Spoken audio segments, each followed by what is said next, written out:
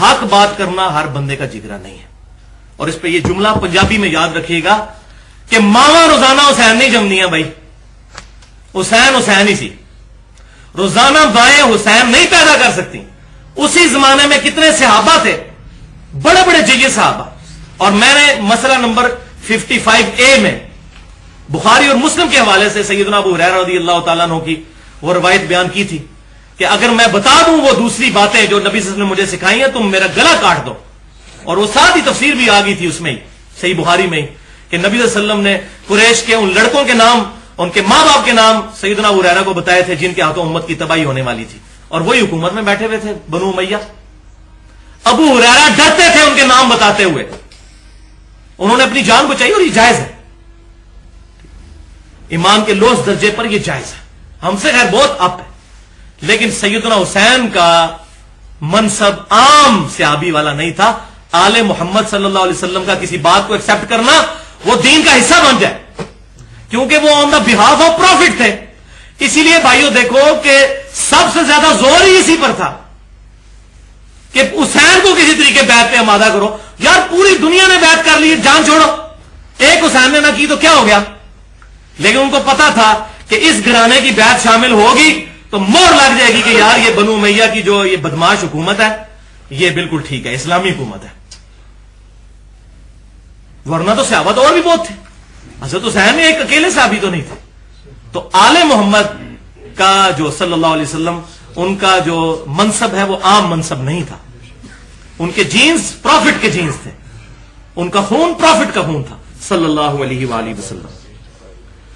اور آج کل یہ جو جمعے پڑھائے جا رہے ہیں چند ناسبیوں کی طرف سے, ناسبی کہتے ہیں, یہ پوری ٹرمز میں نے حسینیت والے لیکچر میں بتائی. ناسبی ان کو کہتے ہیں جن کے دلوں میں سیدنا علی کے لیے بغض ہو.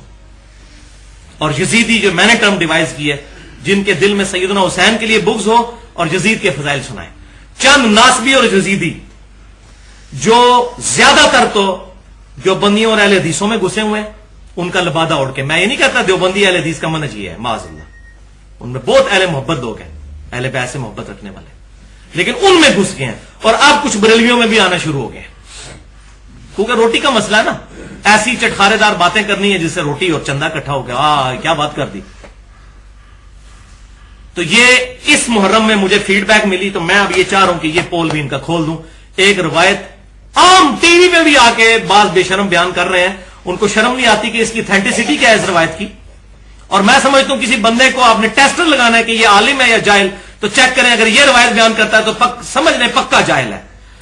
اور روایت آپ نے اکثر سنی ہوگی, اور جی حضرت حسین نے کربلا میں 3 شرطیں رکھی کہ یا مجھے جانے دو میں یزید کی بیعت کر لیتا ہوں, دیکھیں ذرا تماشا دیکھیں, یعنی جھوٹ وہ جس کے پاؤں ہی نہیں, اور یا مجھے کسی اسلامی سرحد پہ جانے دیں, یا مجھے مدینہ شریف واپس جانے دیں. یہ 3 شرطیں جی حضرت حسین نے رکھی تھی, اور وہ تو تیار تھے جی, اور وہ بس ابن زیاد نے سارا کام خراب کیا. ماشاءاللہ, یہ تو اللہ نے ہمیں اپنے دور میں ایک واقعہ دکھا دیا ہے کہ مشرف صاحب کہیں گے جی میرا تو کوئی جناب قصور ہی کوئی نہیں ہے, یہ لال مسجد میں جو مسلمانوں کو ذبح کیا گیا یہ تو ان لوگوں نے کیا, سب کچھ اس کی حکم سے ہوا. تو مشرف تو واقعی وہ بھی قسمیں اٹھائے گا. جب یزید کو ڈیفینڈ کریں گے تو مشرف یزید سے بہتر ہے. پھر اس نے تو یہ عام مسلمانوں کو قتل کیا نا, تو یزید نے تو اہل بیت کو قتل کیا. 72 بندے شہید کیے ہیں جو صحیح سند سے ثابت ہے, 18 اس میں سے اہل بیت میں سے تھے اور 54 جو ہے دوسرے, تو وہ بھی ٹھیک ہے. پھر 18 اہل رسول میں سے اس نے تو کوئی نہیں قتل کیا. تو یہ ساری, تو بھائیو یہ جو ہے ایک روایت کا سہارا لیتے ہیں, وہ روایت میں آپ کو بتا دیتا ہوں. وہ روایت جو ہے حلال بن اصاف تابعی رحمت اللہ علیہ کا قول ہے, ایک تابعی کا قول ہے. ویسے کہتے ہیں مرفوع حدیث لے کے آئے, اس سے صحابی بھی نہیں تابعی کا قول ہے. اور یہ کتاب کون سی ہے؟ یہ امام بلازری رحمت اللہ علیہ المتوفا 279 ہجری, پہلے 300 سال کے مسلمان محدثین میں سے ایک ہیں. انہوں نے اپنی کتاب میں جلد 3 صفحہ 1349 پہ یہ روایت نقل کی ہے. وہ روایت یہ ہے, اور یہ روایت جو ہے اسی کا سہارا لے کر پھر فیض عالم صدیقی جو ہماری اکیڈمی کے بالکل پیچھے ہی کر کے ایک مسجد اہل حدیث کی, جو اہل حدیث بنا رہا اتنا عرصہ, اور یہاں پہ حضرت علی کے خلاف خطبے دیتا تھا, اور سیدنا حسین کے خلاف پھر جو ہے وہ قتل ہو گیا, ظاہر اپنے انجام کو پہنچ گیا. تو وہ بھی یہ بیان کرتا تھا، اور وہ پکا مرید تھا اس کا محمود احمد عباسی کا، جو منکرین حدیث، جو امام بخاری کو کھوتا کہا کرتا تھا، معاذ اللہ، امام بخاری کو گدھا کہا کرتا تھا، اس کا یہ شاگرد تھا، اور وہ بڑے نقشے بھی بنائے ہوئے ہیں، جی دیکھیں جی کربلا اس طرف ہے، وہ تو شام کی طرف جا رہے تھے، وہ تو کوفہ تو اس طرف ہے، وہ تو اس طرف جا ہی نہیں رہے تھے، اور اس طریقے سے دھوکہ دینے کی، مس کرنے کی وہ فکر حسین کو کوشش کرتے ہیں. تو میں انشاءاللہ ان کا پول کھولتا ہوں. وہ روایت حلال بن اصاف رحمۃ اللہ علیہ کی جو روایت ہے وہ یہ ہے کہ یہ گھیر گھار کے حر بن یزید جو تھا نا، یہ سیدنا حسین کو گھیر گھار کے ایک خاص ٹریک کے اوپر لے آیا، اور بعد میں اللہ تعالیٰ نے اس کو ہدایت دے دی، حضرت حسین کے ساتھ شامل ہو گیا. تو وہاں پر اس روایت اس حوالے میں موجود ہے. حلال بن اصاف تابعی کہتے ہیں کہ عمر ابن سعد، شمر بن ذلجوشم، اور تیسرا حسین بن نمیر، یہ حسین سواد والا ہے، سین والا نہیں، یہ تین بندے جو ہیں انہوں نے حضرت حسین کو گھیرا. تو سیدنا حسین رضی اللہ تعالیٰ عنہ نے کہا کہ مجھے یزید کے پاس شام میں جانے دو، میں اس کے ہاتھوں میں ہاتھ دے کر بیعت کر لوں. لیکن انہوں نے کہا کہ نہیں، ہم آپ کو ابن زیاد جو یزید کا گورنر تھا کوفے میں، اس کے پاس لے کر جائیں گے. اور حضرت حسین راضی نہیں ہوئے تو ان کو شہید کر دیا. تو کہتے ہیں دیکھیں اس میں لکھا ہوا ہے کہ وہ جانا چاہ رہے تھے یزید کے پاس. بھائیو، یہ روایت لاجیکلی جھوٹی ہے، عقل میں ہی آنے والی نہیں ہے. وہ حضرت حسین کہ جن سے حضرت معاویہ رضی اللہ تعالیٰ عنہ اپنی زندگی میں 4 سال ٹل لگا بیٹھے کہ حضرت حسین جو ہے وہ بیعت کر لیں کہ میرے بعد یزید جو ہے وہ خلیفہ بنے گا. اور اس کا ذکر صحیح بخاری میں بھی اشارتاً موجود ہے کہ انہوں نے اپنی زندگی میں یزید کی بیعت لینا شروع کر دی تھی. حسینیت والے لیکچر میں نے کھول کے بتایا، صحیح بخاری سے بتایا الحمدللہ. حضرت معاویہ پوری زندگی زور لگاتے رہے 4 سال تک اپنی خلافت کے آخری چار، بیعت نہیں کی حضرت حسین نے. اب اگر حضرت حسین جا رہے تھے یزید کے پاس بیعت کرنے کے لیے تو یہ لوگ تو لڑیاں ڈالتے وہاں پر کہ دیکھیں یزید صاحب، آپ کے ابا جان جس سے بیعت نہیں لے سکے، ہم نے دیکھے اس کو کیسا گھیرا ہے کہ بیعت کے لیے تیار کر لیے. یہ ہوتا کہ نہ ہوتا؟ اور وہ ان کو سونے میں تولتا کہ واہ، آل محمد کی مور لگ گئی، بنو امیہ کی ملوکیت اب خلافت راشدہ بن گئی. بالکل اللاجیکل بات. تو یہ میں نے عقلی طور پر اس روایت کو پرکھا. اب اصول محدثین پر بھائی یہ روایت ہے منقطع. حلال بن اصاف تابعی رحمت اللہ علیہ کا واقعہ کربلا میں ہونا ثابت ہی کوئی نہیں ہے. ایک بندہ روایت بیان کر رہا ہے، اس نے یہ نہیں کہا کہ میں نے حضرت حسین سے خود سنائی ہے، اس نے کہا یہ ہوا، وہ تو ہم بھی کہ فلاں جگہ یہ واقعہ ہوا نہیں ہوتا. یہ سنا کے سننی والی بات ہے. اسی لیے شیخ زبیر علی زئی صاحب نے بھی اپنی کتاب فضائل صحابہ میں اس روایت کو لکھا، جو مئی 2010 میں جو ہے پبلش ہوئی، پیج نمبر 105 پہ انہوں نے یہ روایت لکھی اور ساتھ لکھا اسنادہ صحیح الی حلال بن اصاف، کہ اس کی سند تو صحیح ہے لیکن حلال بن اصاف تک جو بیان کر رہا ہے ادھر تک سند ٹھیک ہے کہ یہ اس نے کہا ہے، لیکن اس چیز کی کوئی گارنٹی نہیں ہے کہ یہ بات ہوئی بھی ہے، کیونکہ اس نے یہ نہیں کہا کہ میں نے حضرت حسین سے یہ بات سنی ہے. وہ سنا کے سنی، پڑھ پڑھا کے سنی نہیں. تو یہ منقطع روایت ہے. اور میری نومبر 2011 میں ٹیلی فونک ڈسکشن شیخ زبیر علی زئی صاحب کے ساتھ ہوئی، بڑی ڈیٹیل. اور میں نے کہا شیخ صاحب یہ اپنی کتاب سے آپ روایت باہر نکالیں یا اس کی ایکسپلینیشن کریں، اس کی ضرورت کیا تھی حضرت حسین کے فضائل کے چیپٹر میں ڈالنے کی.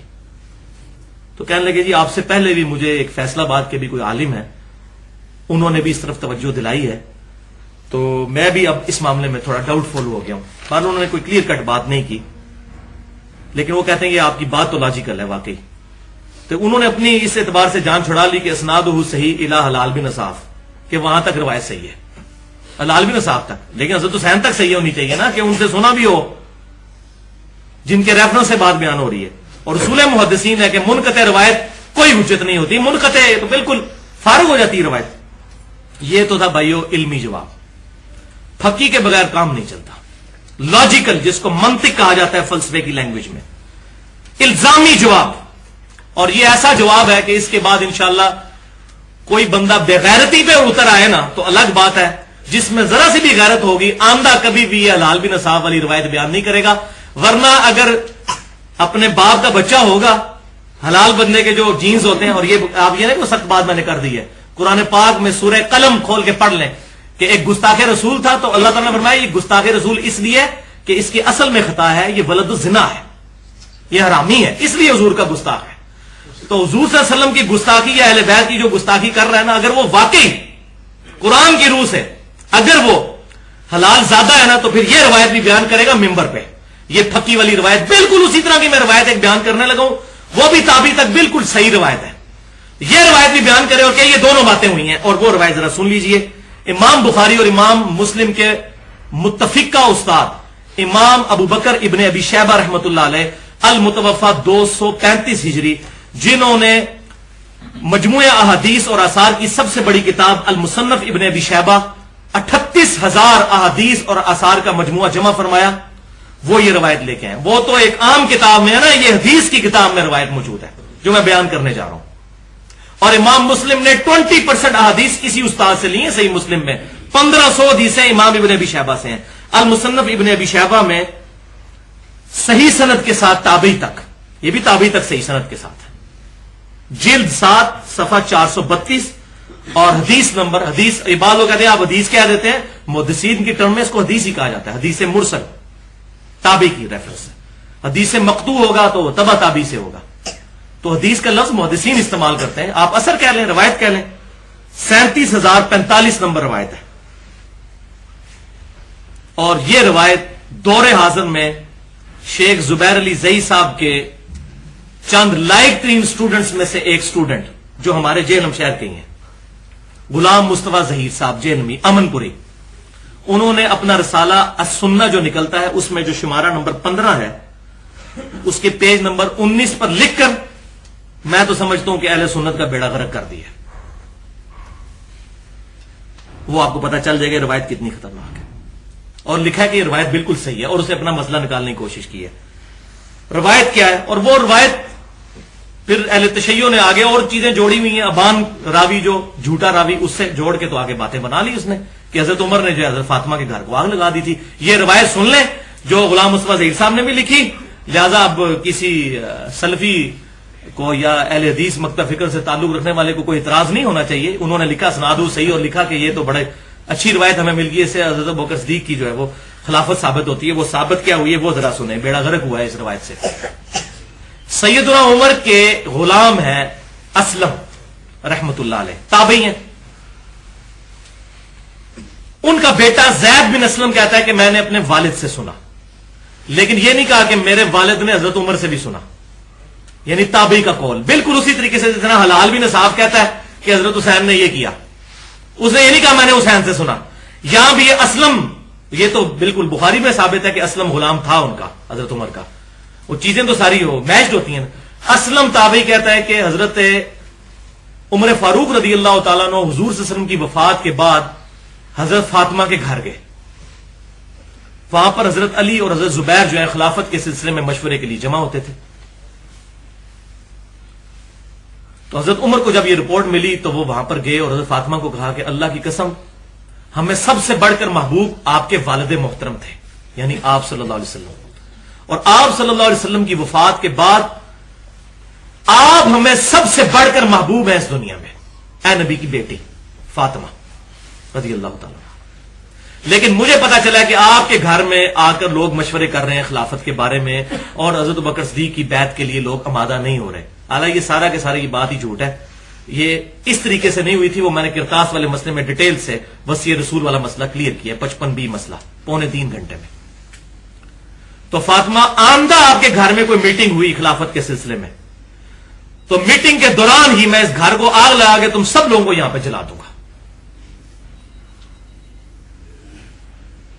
تو پھر جب حضرت علی حضرت زبیر آئے تو حضرت فاطمہ نے کہا کہ میرے گھر پہ میٹنگ نہ کریں، حضرت عمر اللہ کی قسم اٹھا کے مجھے دھمکی دے کر گئے اور وہ اپنی قسم کو پورا کریں گے۔ تو اس کے بعد حضرت زبیر اور حضرت علی نے کہا کہ چلو ٹھیک ہے، آپ تو بیعت کرنے کے سوا چارہ ہی کوئی نہیں، جا کے وہ بکر کی بیعت کر لیں۔ شیر خدا گدڑ بن کے معاذ اللہ اس نے جا کے بیعت کر لی۔ کتنا غلط جو ہے وہ طریقے سے پریزنٹ کیا گیا، اس طرح ہوا ہی نہیں ہے، وہ معاملہ ہی کچھ ہوا ہے، بخاری اور مسلم کچھ اور بتا رہی ہیں اور یہ روایت ہو۔ اس روایت کو انہوں نے لکھ کے السنہ 15 نمبر میں رسالے میں اور کہا کہ جی یہ واضح ثبوت ہے کہ حضرت علی اور حضرت زبیر نے بیعت کر لی تھی حضرت بکر صدیق کی. یہی تو شیعہ بھی کہتے ہیں زبردستی بیعت کروائی, اور وہ بان راوی اور وہ آگے کہتے ہیں لگا بھی دی آگ. وہ جھوٹی روایت, ان کو تو گواہی انہوں نے ہی دے دی. لہذا اب جو میں وہ بات کرنے لگوں جو واقع ہی الحمدللہ اپنے آپ کو سمجھتا ہے کہ وہ حق گو ہے, تو جب بھی حلال بن صاف کی وہ 3 شرائط والی روایت کے ساتھ جوڑنے کی کوشش کرے, یہ روایت بھی لوگوں کو بتائے تاکہ لوگوں کو پتا چلے کہ حضرت عمر نے کیا کارنامہ کرنا تھا. معاذ اللہ استغفر اللہ, انہوں نے نہیں کیا. تو یہ روایت کو بھی یہ کہتے ہیں صحیح ہے. تو میں کہتا ہوں یہ روایت بھی مردود ہے. اسلم نے کب کہا کہ میں نے حضرت عمر سے یہ سنا, یا ان کے سامنے یہ میٹنگ ہوئی حضرت فاطمہ سے جب ملنے گئے ان کو فرشتوں نے آگے بتایا؟ یہ منقطع, یہ سنا کے. تو ایسے سنا کے سننی والی بات ہے, پڑھ پڑھا کے سننی والی بات نہیں. لہذا الحمدللہ یہ الزامی جواب پکی اور لاجیکل منطق پہ جواب ہو گیا. جس نے حلال بن صاف کی روایت کو صحیح ماننا ہے وہ زید بن اسلم کی اپنے والد اسلم سے روایت کی ہوئی یہ والی حدیث جو بڑی خطرناک ہے اس کو بھی صحیح ماننا ہے. وَلِعَاذُ بِاللَّهِ تَعَالَى.